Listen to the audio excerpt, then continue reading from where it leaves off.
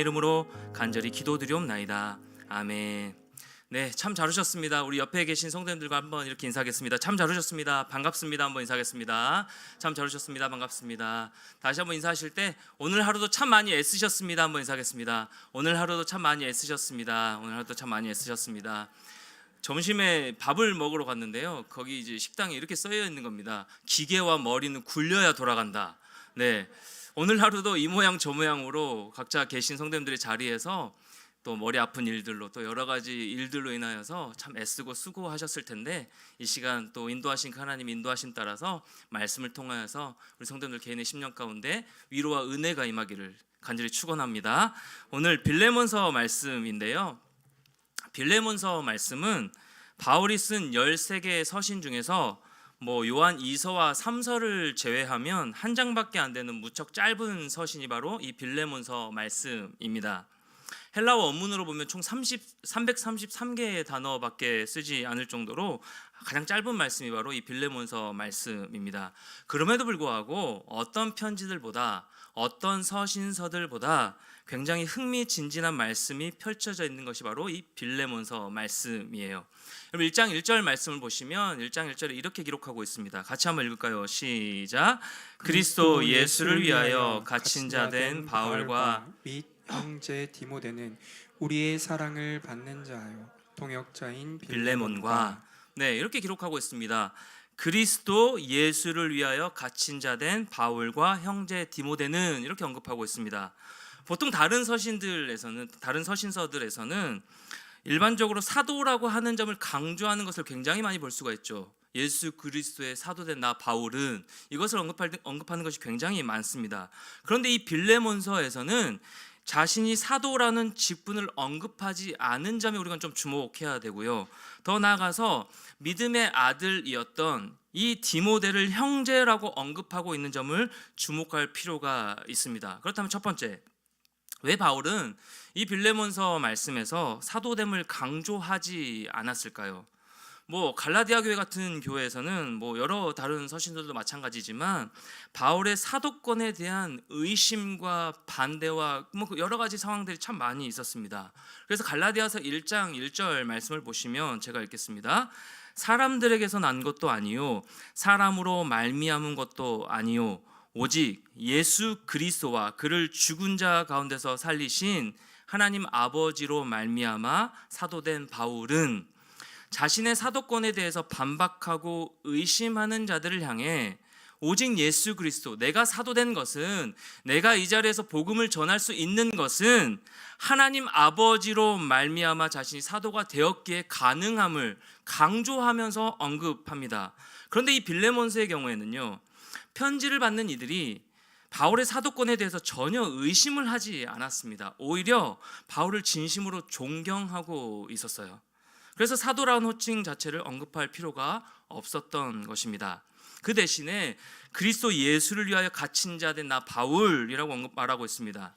빌레몬서를 쓰고 있는 이 시점에서 바울이 감옥에 갇혀 있는 것을 알 수가 있는 대목이죠. 빌레몬서는 그래서 에베소서와 빌립보서와 또 골로새서와 함께 바울의 옥중 서신에 해당되는 말씀입니다. 감옥에서 쓴 서신입니다. 이 편지의 수신자들은요, 골로새 지역에 있습니다. 이곳에 복음을 전하고 교회를 세운 사람은 바울이 아니에요. 바울의 동역자 중 하나인 에바브라였습니다. 그래서 바울은 이 골로새 복음화를 기뻐하면서 그곳의 신자들 역시 자신의 선교를 통해 회심한 사람들인 것처럼 생각을 했습니다. 정확한 시기와 장소는 알 수 없지만 에바브라는 현재 수감 상태인 이 바울을 방문해 골로새 교회 형편을 알려주었던 것 같습니다. 이를 통해 이 골로새 교회 내의 복잡한 상황을 바울이 듣게 된 거예요. 자신의 조언을 담은 편지를 작성하여 그래서 이 두기고 편으로 이 골로새 교회에 보냅니다.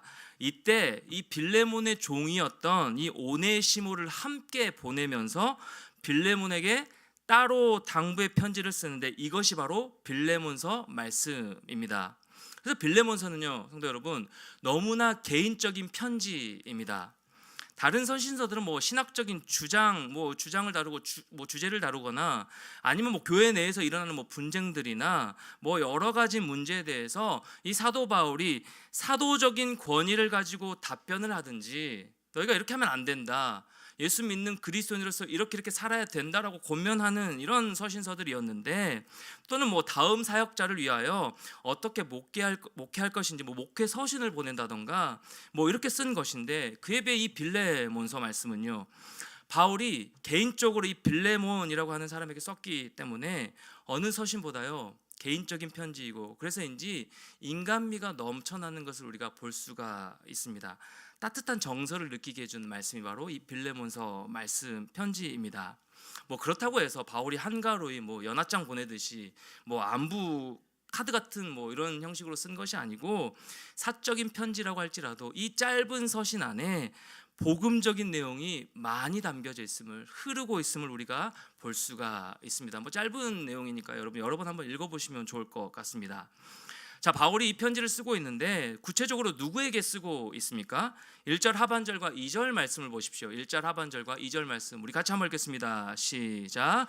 그리스도 예수를 위하여 갇힌 자 된 바울과 및 형제 디모데는 우리의 사랑을 받는 동역자인 빌레몬과 자매 아비아와 우리와 함께 병사된 아키뽀와 내 집에 있는 교회에게 편지하노니. 제가 지난번에 이 에베소서 설교할 때 이 구절을 제가 자막으로 잘 보여드리지 않고 친절하지 않게 해드려서 오늘은 다 넣어드렸습니다. 걱정하지 않으셔도 됩니다.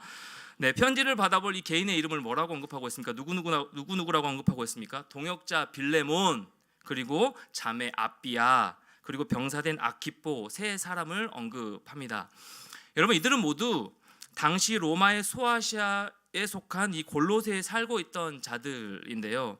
이들은 골로새 교회 교인들의 이름입니다. 전통적으로 이 빌레몬은 가장의 이름이고요. 아비아는 그의 아내의 이름입니다. 그리고 아키뽀는 그들의 아들의 이름이 바로 아키뽀였습니다. 그중에 이 빌레몬이라고 하는 사람이 이 본 서신을 받아보게 되는 주인공입니다. 이들 각 사람에 대해서 좀 짧게 살펴보도록 하겠습니다. 빌레몬이란 이름의 뜻은 애정 있는 사람 혹은 사랑의 사람이 바로 이 빌레몬입니다. 이 빌레몬이 어떻게 예수 그리스도를 믿게 되었는지 정확히 알 수가 없어요. 언급하고 있지 않기 때문에 아마도 이 사도 바울이 이 소아시아 교회의 주요 도시인 이 에베소에서 3년 동안 머물며 사역했을 당시에 그 복음을 전했을 때에 에베소 사람들뿐만 아니라 사도행전 19장 10절에서 언급하고 있거든요. 에베소 교회 사람들뿐만 아니라 주변에 있던 도시의 사람들까지도 복음을 들었다라는 이 말씀을 고려해 볼 때, 이것을 추측해 보면서 골로새에 살고 있던 이 빌레몬도 에베소에 잠깐 용무로 들렀다가 이 바울의 복음 전도를 받았을 가능성이 있지 않겠느냐라고 추측해 볼 수가 있습니다. 그러니까 바울식으로 말하자면 이 빌레몬이라는 사람은요, 바울이 복음으로 낳은 영적 아들인 셈입니다. 이 빌레몬을 바울은 무엇이라고 지칭합니까? 1장 1절 하반절 말씀에 우리의 사랑을 받는 자요 동역자 빌레몬이라고 언급합니다. 이 두 가지, 우리의 사랑을 받는 자 그리고 동역자, 이 두 가지 지칭하는 것은요 의미가 있는데요. 먼저 우리의 사랑을 받는 자라는 말은요, 이 바울 자신과 디모데가 이 빌레몬을 특별히 사랑하고 있다라는 점을 가리킵니다.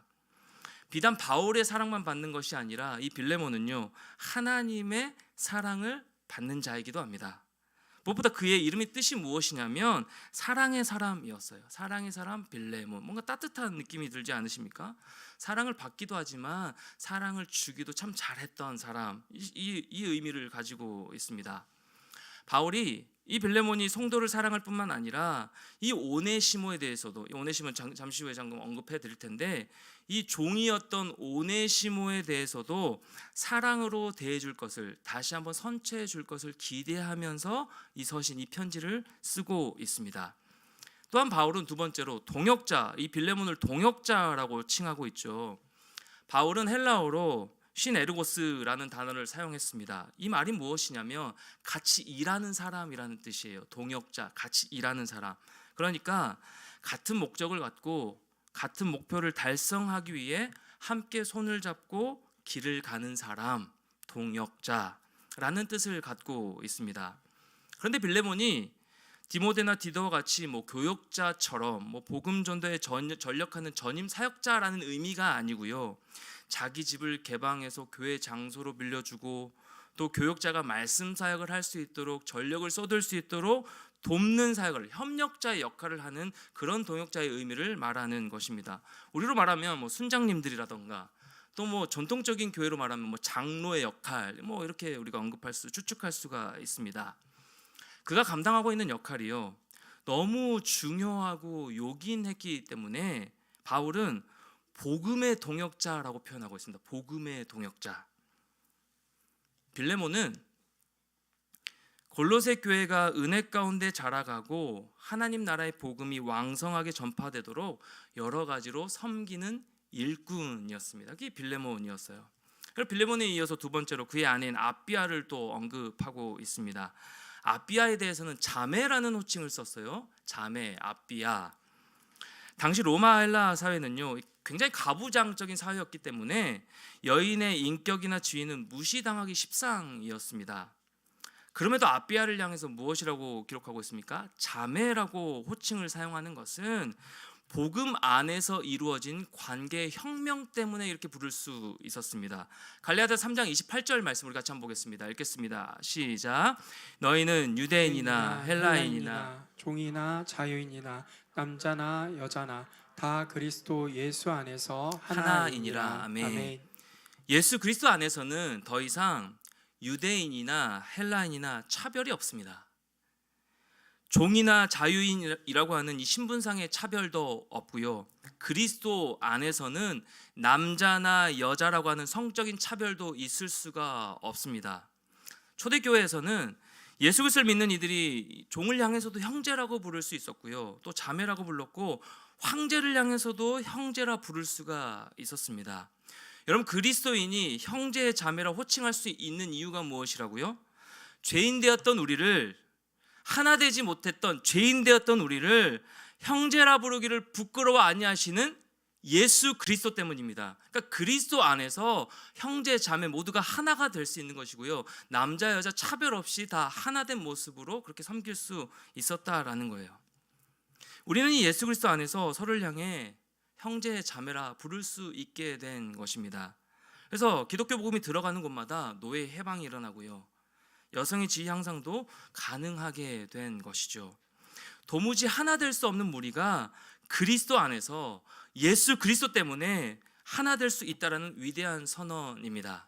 사랑하는 성도 여러분, 우리가 만나게 되는 모든 성도들을 향하여 형제와 자매라 인식하고 존중하는 것, 우리가 교회 가운데 서로 성도님들 서로 바라보면서 형제 자매됨을 인식하면서 그리스도 안에 하나 되는 것, 이것은요, 이 교회 안에서 대단히 중요한 천국 생활 연습이 되는 겁니다. 왜요? 그리스도 안에 하나 되게 하셨기 때문에, 그리스도 안에 형제 자매로 부를 수 있도록 인도하셨기 때문에. 그래서 그리스도 안에서 형제 자매이기에 차별해서는 안 돼요. 또 무슨 어떤 기준을 가지고 어떤 많이 가지고 능력에 따라서 평가를 해서도 안 되는 겁니다. 교회는 예수 그리스도 안에서 하나 된 연합 공동체입니다. 차별해서는 안 되는 거예요. 헌금 많이 낸다고 해서, 봉사 많이 한다고 해서, 또 많이 섬긴다고 해서, 내 능력이 많다고 해서, 사회적 친분이 높다라고 해서 아닙니다. 모두 다 동일한 형제 자매가 되는 것이에요. 마지막 세 번째로 바울은 아비아의 아들 아키뽀를 언급합니다. 이 아키뽀에 대해서 우리와 함께 병사된 아키뽀라고 부르고 있습니다. 여러분, 이러한 명예로운 호칭은요, 빌립보서 2장에서 에바브로 디도에게도 사용되었는데요.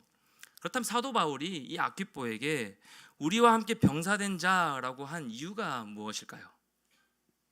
당시에는 이단이라든지 세속 철학이라든지 유대계 반대라든지 여러 가지 문제들로 신자가요 맞서 싸워야 하는 신앙적인 대적이 굉장히 많았습니다. 그 가운데 아키뽀를 군사, 곧 그리스도를 위하여 어려움을 참고 견디며 싸우는 용사로 본 거예요.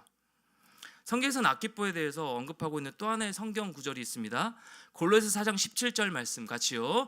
아키포에게 이르기를 주 안에서 받은 직분을 삼가 이루라고 하고, 네, 라고 권면하고 있습니다. 많은 성경 해석자들이 이 아키포가 골로새에서 가까운 이 라오디게아 교회를 섬겼을 것이라고 추측하는데요. 당시 뭐 골로새 지역이나 골로새 교회나 뭐 라오디게아 교회는요, 여러 이단이 침투해 있었던 상황입니다. 그러니까 많은 어려움에 처해 있는 상황에 있었겠죠. 참 힘들고 괴로운 과정에 처해 있었습니다. 아퀴포의 경우에도 그렇게 힘든 투쟁을 하면서 낙심과 침체에 빠져 있었는지도 모르겠습니다.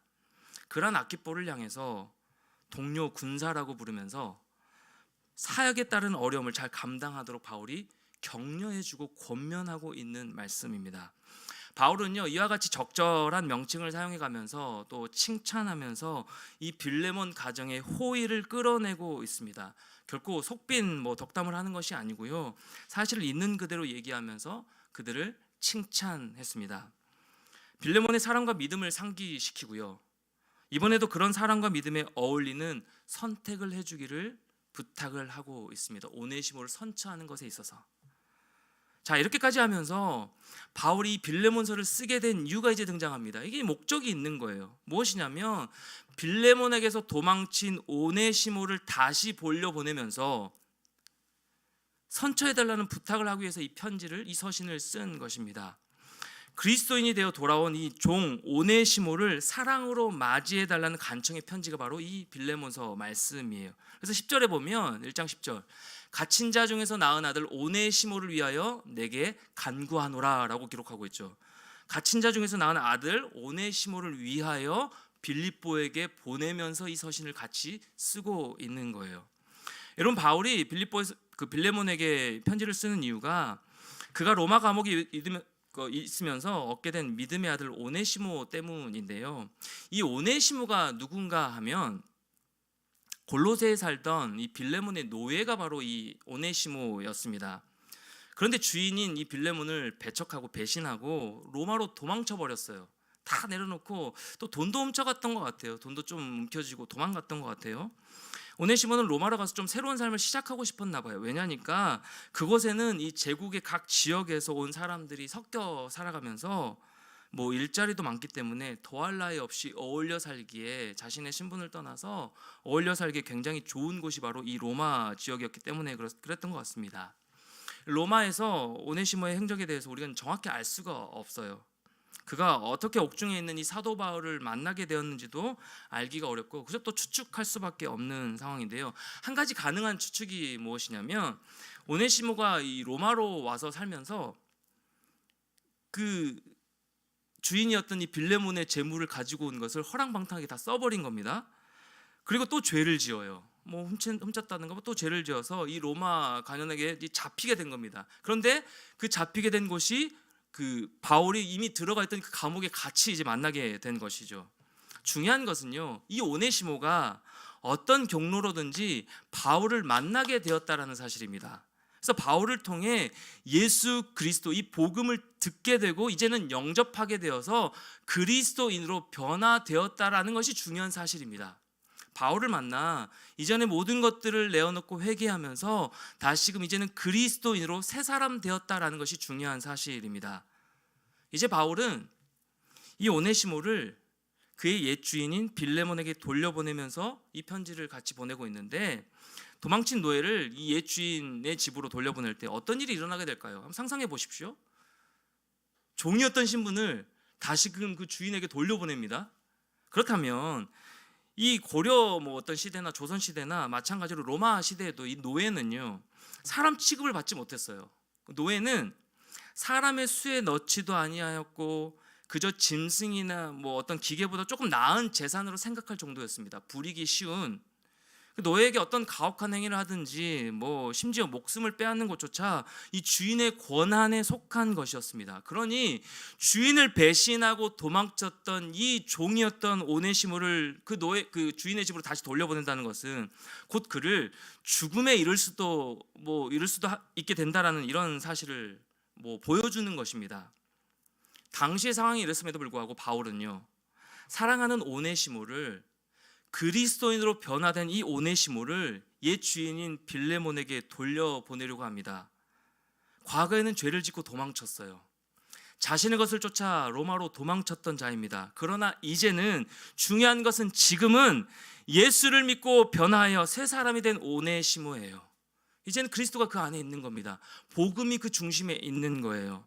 그렇게 주인인 이 빌레몬에게 선처를 부탁하는 것이 이 짤막한 서신인 이 빌레몬서의 유일한 목적입니다. 짧은 편지지만요, 몇 가지 중요한 주제를 우리는 찾아볼 수가 있는데요. 우선 이 그리스도인의 정체성에 관한 호소입니다. 그리스도인의 정체성. 무엇보다 바울은 이 오네시모의 달라진 정체성을 토대로 호소합니다. 1장 11절 말씀 보십시오. 우리 같이 한번 읽어볼까요? 1장 11절 시작. 그가 전에는 내게 무익하였으나 이제는 나와 내게 유익함으로. 네, 그가 전에는 내게 무익하였으나 이제는 나와 내게 유익함으로, 전에는 무익하였으나 이제는 유익한 자가 되었다라고 말씀합니다. 이것은 오네시모의 이름 뜻을 활용한 것인데요. 오네시모의 이름의 뜻이 무엇이냐면 유익한 혹은 유용한 자라는 뜻입니다. 유익한 혹은 유용한 자. 그러나 그가 예수 그리스도를 영접하기 전에, 믿기 전에는 그는 빌레몬의 집에 노예로 있던 자기 이름값도 못한 자였습니다. 그저 종일 뿐이었습니다. 이처럼 무익하고 쓸모없던 이 오네시모가 이제는 예수 그리스도를 만나서 거듭난 후에 이름값을 하는 자로 변화된 것입니다. 현재의 상황. 그래서 자기 이름에 걸맞는 자, 모두에게 유익한 사람으로 변화된 거예요. 사랑하는 성도 여러분, 그리스도인이 되고 나면, 우리가 그리스도인으로 변화되면 이전에 무익하던 자가 유익한 자가 되는 것입니다. 그리스도 안에서 교회 공동체에, 또 서로를, 성도들을 향하여서 무익했던 자가 이제는 유익한 자로 그리스도를 믿게 되면 변화되는 것입니다. 이전에는 골칫거리가 변하여 축복의 통로가 되는 거예요. 여러분 주변에 변화된 그런 사람들의 모습을 보면 알 수 있지 않으십니까? 극적인 변화를 겪는 분들도 있고, 예수 그리스도를 통해서 완전히 인생이 바뀌고 완전히 새 사람으로 거듭난 모습. 성도 여러분, 때때로 우리는 우리 자신을 바라볼 때 내 있는 현재 상황이나 어떤 능력이나 어떤 내가 가진 것이나 내 기분이나 어떤 상황으로 나를 판단할 때가 굉장히 많이 있죠. 전 제 자신을 바라볼 때 그럴 때가 굉장히 많이 있었거든요. 내 자신을 바라볼 때 자존감이 높으신 분들은 자기애가 충만해요. 어떤 누가 뭐라고 해도 굴하지 않습니다. 굉장히 너무 자기애가 높아서, 아니 조금 겸손할 필요도 있을 것 같고, 뭔가 좀 꺾일 필요도 있을 것 같은데 너무 자기애가 충만하신 분들도 있고, 반면에 한없이 자기를 낮춰서 이 자존감이 굉장히 낮은 분들도 많이 있습니다. 그렇지 않은 분들은 스스로 한없이 자기를 작게 여기고 한없이 자기를 부족하다라고만 느낄 때가 굉장히 많이 있죠. 여러분 중요한 게 있습니다. 여러분 우리가 그리스도인으로서 굉장히 중요한 사실이 한 가지가 있는데, 그것이 무엇이냐면 나를 바라보는 나 자신을 바라보는 나의 모습으로 평가하는 것이 아니라요, 그리스도인은 하나님이 나를 어떻게 바라보시느냐, 그것이 굉장히 중요한 거예요. 다시요, 하나님이 우리를, 여러분 한 사람 한 사람을 어떻게 바라보고 계시는지, 어떻게 평가하시는지, 어떻게 안아주고 계시는지, 그게 중요한 거예요. 그러니까 끊임없이 우리가 훈련하고 노력해야 될, 그러니까 하나님 앞에 서야 될 것이 무엇이냐면 하나님 앞에서 나의 존재를 비추는 거예요. 나는 자격 없고 나는 능력 없지만 우리 이 자리에서 지금 예배하고 있지 않습니까? 우리 찬양할 수 있는 자들 하나님 우리 불러주지 않으셨습니까? 우리를 사랑한다 여기시지 않으십니까? 끝까지 사랑하시겠다고 약속하지 않으셨습니까? 그 안에 우리의 자존감이 있는 겁니다. 그 안에 우리 자존감이 회복되는 거예요. 요즘에 제 모습이요, 저답지 않은 모습이에요. 제 기질과는 완전히 다른 모습으로 좀 축 처져 살아갈 때가 굉장히 많습니다. 저는 열정적인 사람이었고요, 과거형인가? 아무튼 열정적이고요.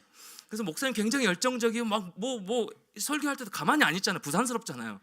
그러니까 청년들에게 얘기를 들어보면 목사님 막 설교할 때도 열정적이에요. 막 열정이 막 묻어나요. 이런 사람이었거든요. 근데 요즘에 저는요, 뭐랄까요, 그냥 제 모습 같지 않게 살아갈 때가 굉장히 많습니다. 저는 집에 한시도 한 10분 정도로 혼자 있는 것을 견딜 수가 없는 사람이에요. 만나서 청년들 만나서 사람 뭐 성도님들 신방하면서 그 신방을 통하여서 에너지를 회복하고 뭐 제 안에도 충만하게 막 이렇게 누리면서 다시 한번 그 에너지를 가지고 사역하고 말씀을 준비하고 전하는 이런 모습으로 충전되고 에너지가 뭐 넘쳐났는데 혼자 있는 것을 견딜 수가 없는데 요즘에 혼자 있는 게 그렇게 편해요. 그 요즘 MBTI라고 하죠. 이 완전히 극적인 외향적인 E형인데 요즘 I예요. 사람 만나는 게 별로 어려워지고 있어요. 그래서 한없이 제 자신이 막 작아지고 이거 이충이의 모습 아닌데 열정적이고 충성스럽게 최선을 다해 살아가는 것이 저의 모습이었는데 라는 것을 보면서 제 스스로가 굉장히 눌릴 때가 많았어요. 그런데 수예배 때 이 시간에 기도하면서 계속해서 말씀을 준비하면서 요즘에 저에게 계속해서 말씀하신 하나님은 괜찮다라는 거예요. 내가 너를 바라볼 때 괜찮다라고 말씀하지 않니? 얘기하지 않니? 주로 내가 너 사랑한다고 얘기하지 않니? 그러니까 괜찮은 거야. 그러니까 하나님 앞에서 제 모습, 제 자신을 제가 바라볼 때 그러니까 제 욕심이 많은 거죠. 제 힘으로 하려고 하는 것이죠. 그런데 제 힘 다 빼시고 제 힘 다 빠졌는데 불구하고 너무 충만하거든요. 가장 바닥이지만 가장 충만한 시기를 지나고 있는 것 같거든요. 이런 고백을 할 수 있는 이유가 무엇입니까? 하나님 안에서 제 자아를 바라보고 있는 거예요. 하나님이 저를 어떻게 바라보시는지 그거에 제가 포커스를 맞추고 있으니까 괜찮은 거예요. 이전 같았으면 우울증 걸렸을걸요? 저 이런 모습이면 힘들었을걸요? 쉽지 않았을 거예요. 제 스스로가 막 발버둥 쳤을 거예요. 근데 괜찮다 하시니, 잠깐 주저앉아 있어도 괜찮다 하시니, 머물러 있어도 괜찮다 하시니, 괜찮지 않아도 괜찮다 하시니, 이 얼마나 큰 위로예요. 주일아 괜찮아. 내가 네 삶을 붙들고 있으니까. 내가 너 사랑한다니까. 주 안에 사랑하는 성도 여러분, 그리스도인은요 하나님이 나를 어떻게 평가하시느냐 그걸 바라볼 때 우리의 자존감이 회복될 줄 믿습니다. 하나님 우리를 사랑한다 말씀하시는 거예요. 하나님 우리를 끝까지 사랑하시겠다고 붙드시겠다고 어제 뭐 주일에 담임 목사님도 말씀하시잖아요. 보이지 않을 뿐 뒤에서 끝없이 자전거를 붙잡고 열심히 페달을 굴리기를 원하시는 그 하나님의 마음, 우리와 저와 여러분의 마음 가운데 끝까지 사랑하시는 하나님의 마음으로 함께하고 계신다라는 사실. 하나님은 우리를요 성도님들 한 분 한 분을요 귀하고 사랑스러운 존재로 바라보고 계십니다. 쓸모없는 자가 아니라 유익한 자로 바라보시는 거예요. 이 오네시모가 변화된 것처럼 우리를 자격이나 능력이 있어서가 아니라 하나님이 사랑하시겠다라고 작정하셨고 우리를 사랑의 눈으로 보시기에 우리가 유익한 자가 되는 겁니다. 이걸 잘 구분하셔야 되는 거예요. 나는 뭔가 그래서 우리 교만해지죠. 뭔가 내가 능력 있는 것처럼 뭔가 잘 될 때, 뭔가 잘 풀릴 때 내가 애써서 그랬지, 내 열심 때문에 그랬지. 아니에요. 모든 것은 하나님의 인도하심이고 하나님 우리를 등 떠미시고 또 자격 있다 여겨주시고 사랑하시기 때문에 우리가 그렇게 설 수 있는 겁니다. 그러니까 교만할 수 없는 거죠. 우리는 늘 하나님 앞에서 겸손한 모습으로 이 모습을 바라볼 때 우리의 정체성이 바뀌었습니다. 그러니까 성도 여러분들의 어떤 상황과 우리 모습과 상관없이요 괜찮지 않아도 괜찮은 겁니다. 괜찮지 않아도 괜찮은 거예요. 오네시모는 이전에는 종이었습니다. 쓸모없는 자였어요. 그런데 이제는 바울의 복음 사역에 훌륭한 조력자 역할을 할 수 있는 동역자로 성장했습니다. 누구 안에서? 그리스도 안에서. 복음 가운데. 바울은 변화된 오네시모가 얼마나 유익한지 자기 곁에 두고 싶다라고 얘기해요. 1장 13절 말씀 같이요. 시작. 그를 내게 머물러 있게 하여 내 복음을 위하여 갇힌 중에서 내 대신 나를 섬기게 하고자 하나. 이 말씀을 통해서도 우리가 알 수 있는 일이죠. 바울은 이 빌레몬이라는 사람이 예수 그리스도의 복음을 전파하는 사역을 위해서 조력하고 헌신하는 자임을 인정하고 칭찬했습니다. 사랑을 줬습니다. 그래서 빌레몬은 이 바울의 복음 사역을 위해서 기회가 닿는 대로 얼마든지 도와줄 사람이지만 지금은 너무 멀리 떨어져 있기 때문에 그렇게 할 수가 없습니다. 동역자임에도 불구하고 함께 할 수 없기 때문에 지금 그렇게 할 수가 없는 거예요.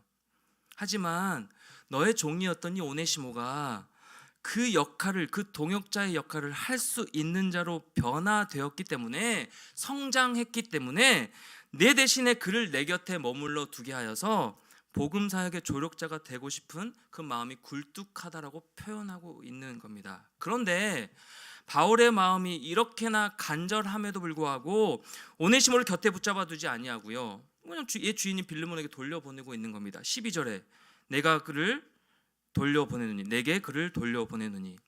여러분, 이렇게까지 해서 오네시모를 바울은 왜 다시 이 골로새 원래 주인인 빌레몬에게 돌려보내려고 한 것일까요? 돌려보낸 것일까요?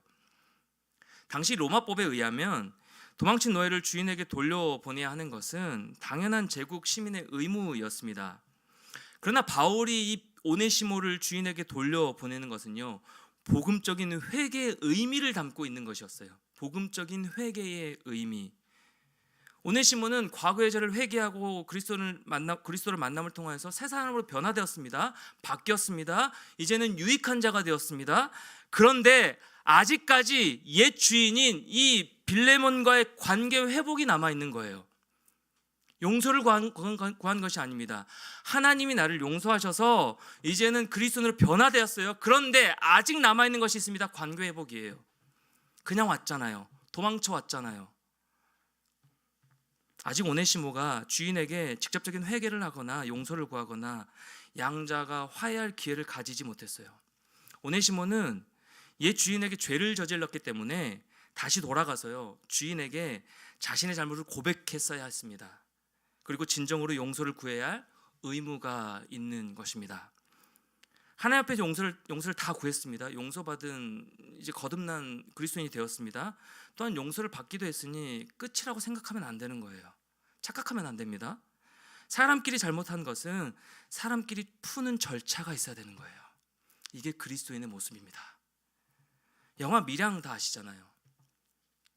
한 가정을 풍비박산시켜버렸습니다. 유괴해서 죽였습니다. 그래서 수감 중이던 범인이 자신을 용서하려 온 이 주인공을 향해서 난 하나님께 이미 다 용서를 받았습니다. 그렇게 평안한 얼굴을 볼 수가 없죠. 그래서 이 주인공 전도연이 뭐라고 합니까? 삿대질을 하면서 하나님이 당신을 용서하셨다고? 나는 뭐지? 라고 얘기합니다. 뭔데 하나님이 당신을 먼저 용서하셨냐고 막 절규하죠. 사랑하는 성도 여러분, 우린 하나님께 죄사함을 받은, 그래서 죄인에서 의인으로 된 자들입니다.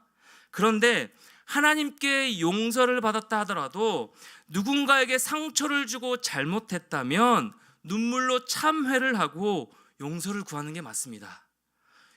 관계 회복을 하는 게 맞아요. 용서를 받은 자라면 용서를 구하는 게 맞습니다. 하나님께서 이미 용서하셨다고 해서 다른 사람에게 상처를 입히고 해를 가한 것이 당연히 없어지는 것이 아니에요. 참 많이 느꼈습니다. 말씀을 준비하면서. 용서를 구해야 되는 거구나. 내가 상처 입은 자들 향해서 손 내밀고 그리스도의 사랑으로 용서를 구해야 되는 거구나.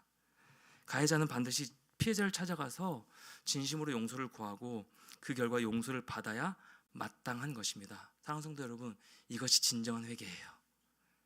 이것이 진정한 회개의 의미입니다.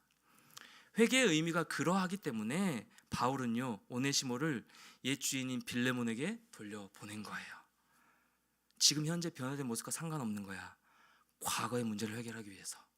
예수님이 이미 해결해 주셨지만 넌 아직 관계 문제가 남아있어. 그거 해결해야 돼. 그래야 온전히 자유해지는 거야.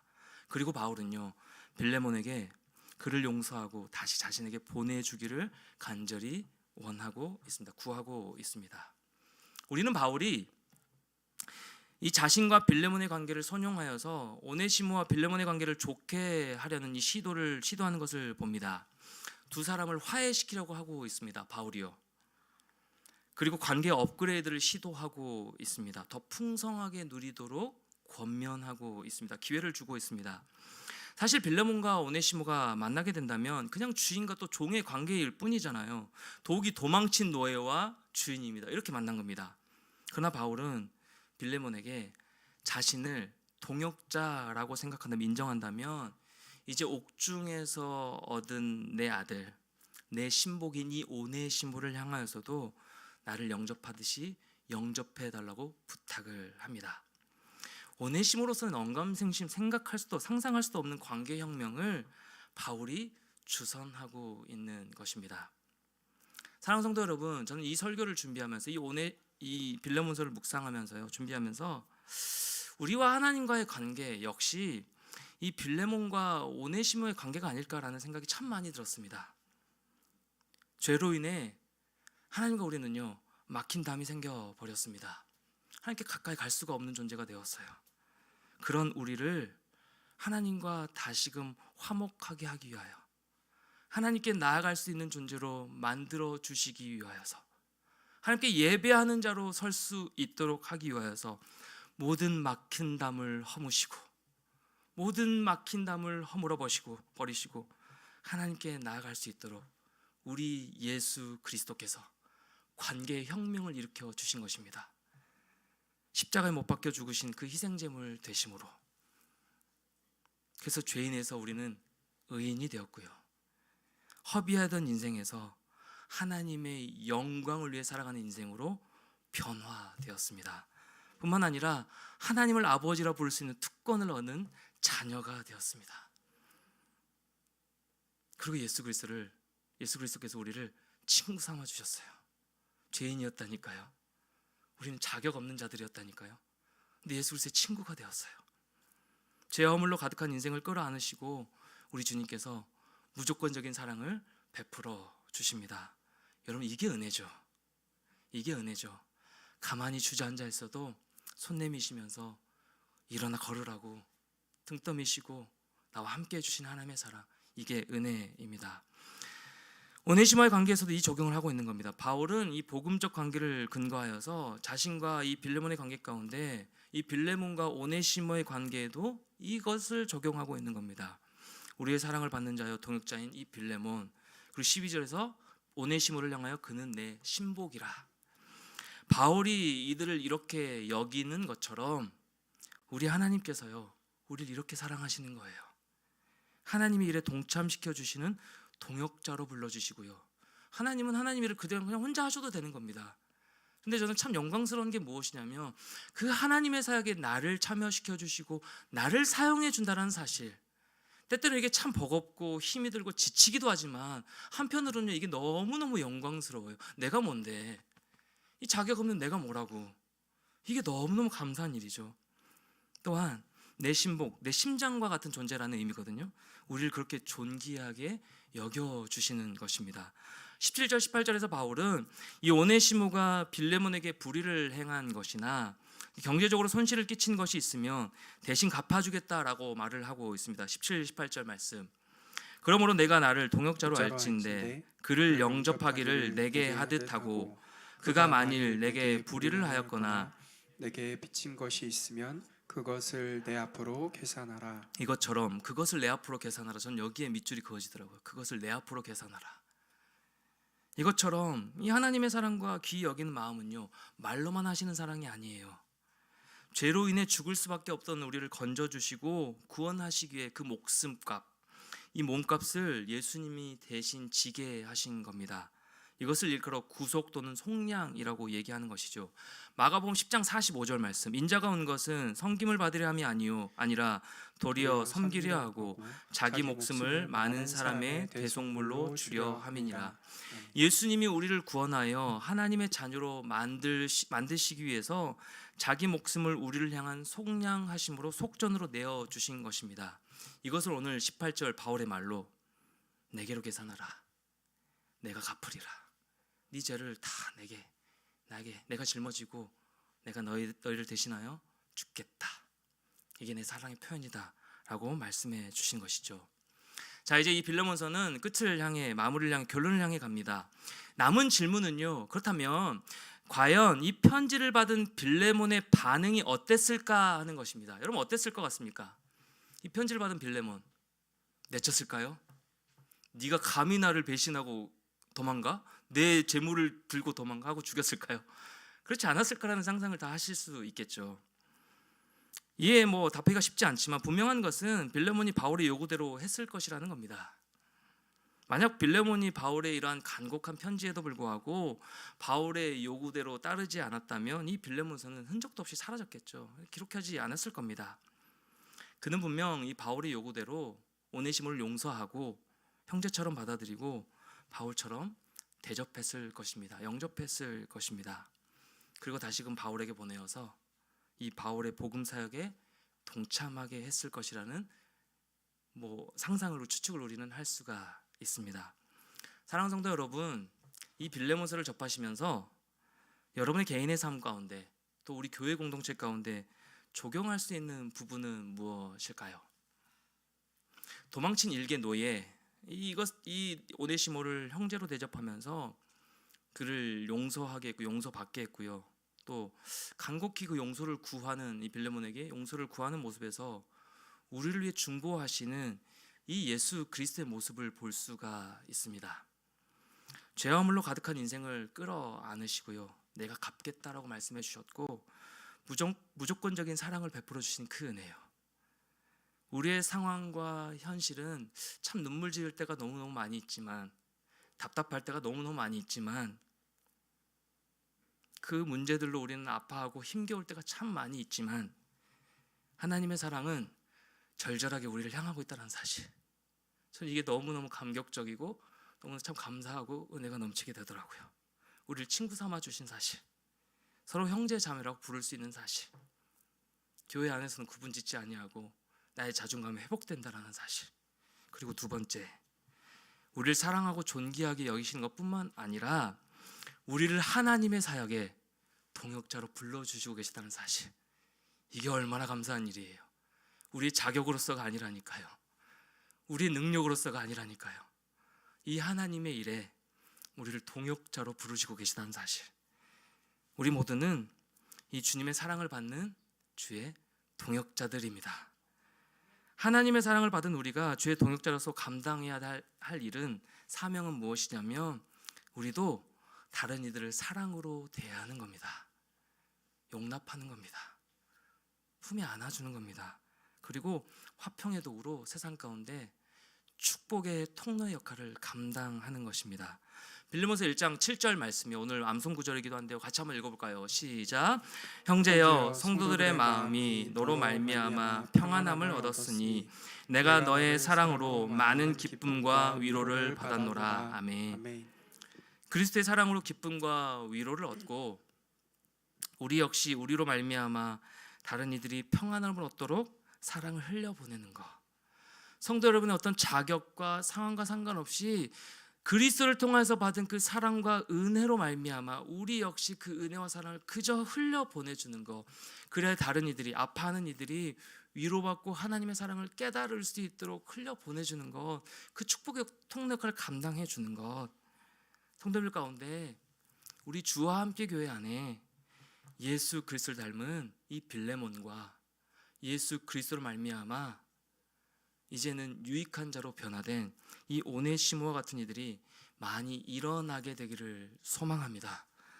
우리를 용서하시고 변함없는 사랑으로 우리와 함께 하시는, 변함없는 사랑으로 우리와 함께 하시는, 우리를 업고 인도해 가시는 그 예수 그리스도의 사랑을 충만하게 누리는 성도님들 한 분 한 분 다 되시기를 축복합니다.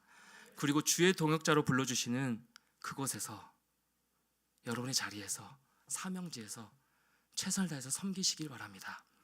성도님들 개인과 가정과 그리고 우리 주와 함께 교회 가운데 이 예수 그리스도의 은혜와 평강이 늘 함께 하시기를, 함께 있기를 주님의 이름으로 간절히 축원합니다. 우리 같이 한번 찬양하겠습니다. 내 영혼이 은총 입어, 찬송가 438장 우리 함께 찬양하며 나가겠습니다.